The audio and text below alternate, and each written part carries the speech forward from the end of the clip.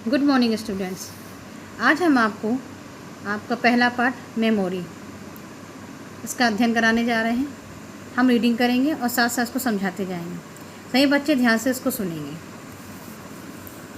Computer एक ऐसा electronic उपकरण है जो स्वचालित होने के साथ साथ किसी भी डाटा को प्रोसेस करने के बाद आउटपुट के द्वारा वांछित परिणाम प्रदान करता है।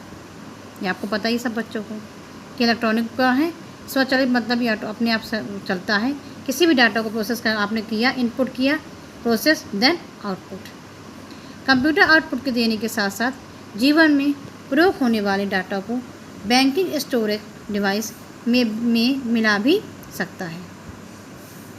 इसके साथ ही साथ कंप्यूटर सिस्टम में process, memory device, input output device तथा इन्हें जोड़ने वाले कम्युनिकेशन चैनल आदि इसके प्रमुख अवयव होते हैं। अवयव माने अंग, parts.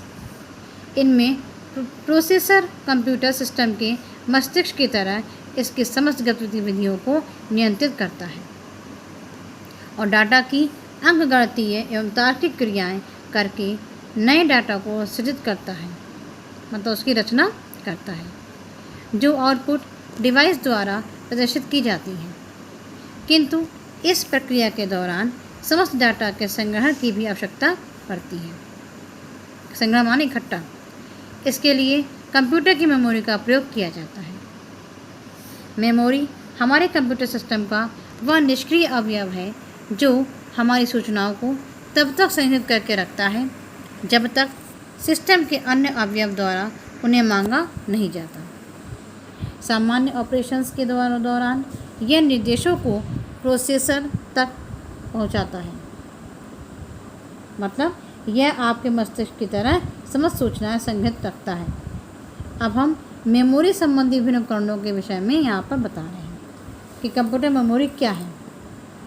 What is a computer memory? Computer memory वह स्थान है जहाँ कंप्यूटर सिस्टम को दी गई समस्त डाटा का संग्रह किया जाता है और कंप्यूटर में समस्त डाटा बाइनरी स्वरूप में संग्रहित होता है, जो 1 और 0 केवल 2 स्थितियों की श्रृंखला होती है।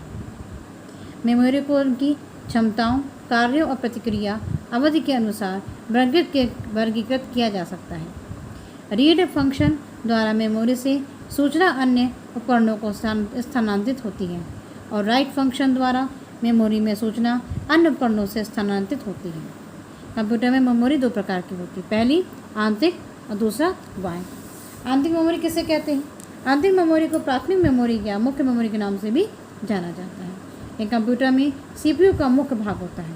यह मेमोरी सीपीयू के अत्यंत निकट, आकार में बहुत छोटी और अन्य मेमोरी की तुलना में बहुत महंगी होती है। प्रोसेसिंग के कार्य में, प्रोग्राम व डाटा संग्रह में इस मेमोरी का अस्थायी तौर पर प्रयोग होता है।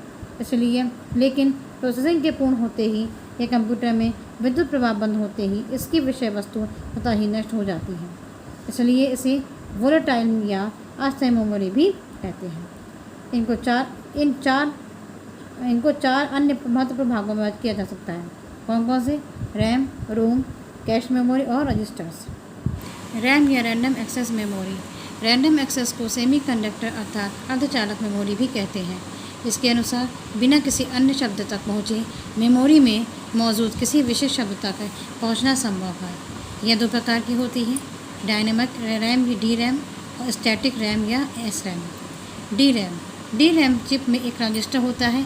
यह बिजली के एक ऑन ऑफ स्विच के अनुरूप कार्य करता है। डी रैम चिप में कैपेसिटर विद्युत आवेश के संग्रह में सेकंड के प्रत्येक कैपेसिटर की संग्रहित तार्किक अवस्था नवीनीकृत होती है। एस रैम भी एक अस्थायी संग्रह उपकरण है। इसमें डाटा को बचाने के लिए किसी पुनर्जनित परिपथ की आवश्यकता नहीं रहती। यह चिप्स अधिक जटिल होती है, जो किसी दी गई संग्रह क्षमता के लिए अधिक स्थान घेरता है। रैम की विशेषताएं क्या हैं? हम रैम में डाटा लिख सकते हैं, पढ़ सकते हैं। रैम प्रोसेसिंग की गति बढ़ाती है। आवश्यकता पड़ने पर हम रैम की सामग्री में परिवर्तन कर सकते हैं। रोम या रीड ओनली मेमोरी। रोम वह चिप होती है जिस पर कंप्यूटर द्वारा कार्य करते समय किसी भी डाटा का लिखा जाना संभव नहीं होता, केवल पढ़ा जा सकता है। कंप्यूटर के आधारभूत कार्यों हेतु निर्माता द्वारा दिए गए प्रोग्राम के संग्रह में रोम का प्रयोग किया जा सकता है। इस प्रकार रोम में संग्रहित डाटा प्रोसेसिंग पूर्ण होने पर यह कंप्यूटर बंद कर दिए जाने पर भी नष्ट नहीं होता। रोम चिप विभिन्न प्रकार के होते हैं। पहला, पी रोम प्रोग्रामेबल रोम। इस चिप की मूल चिप रिक्त होती है जिस पर प्रोग्रामर निर्देश लिखता है। इसके लिए पी रोम प्रोग्रामर या पी रोम बर्नर नामक यंत्र की आवश्यकता होती है एवं इसे एक बार ही परिवर्तित किया जा सकता है। दूसरा, ईपी रोम इरेजेबल प्रोग्रामेबल रोम। इस चिप के शीर्ष पर बनी खिड़की पर चमकदार परा में बैगनी किरणें डालकर इस पर लिखित सामग्री को मिटाया भी जा सकता है। यह भी पी रोम बर्नर का प्रयोग करती है। ईईपी रोम। इस पर लिखित सामग्री को एक विद्युत आदेश द्वारा मिटाया जा सकता है और फिर सामान्य से कुछ अधिक वोल्टेज के प्रयोग द्वारा लिखा भी जा सकता है, लेकिन पराबैंगनी प्रकाश किरणों के द्वारा पूरी चिप लिखित सामग्री समाप्त करने के बजाय एक बार केवल एक बाइट ही मिटाई जा सकती है। फ्लैश रोम।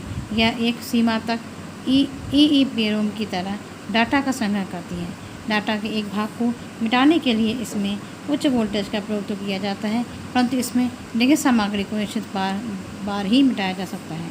इस प्रकार की चिप को फ्लैश रोम या फ्लैश मेमोरी भी कहते हैं। रोम की विशेषताएं। पहला, हम केवल डाटा पढ़ सकते हैं इसमें, हम इन चिप्स पर लिख नहीं सकते हैं। और तीसरा क्या है कि सामान्यतया रोम का प्रयोग ऑपरेटिंग सिस्टम के कुछ भागों के संग्रह हेतु किया जा सकता है। यह कंप्यूटर के चालू होने के दौरान सीपीयू को यह निर्देश भी देती है कि ऑपरेटिंग सिस्टम के शेष भाग को कैसे ब्लॉकेट या लोड किया जा सकता है। ये हमने आज आपको पढ़ा दिया है रैम और रोम के बारे में। कल हम इसके आगे 2 पार्ट आपके और दिए हैं, उसके बारे में आपको बताएंगे।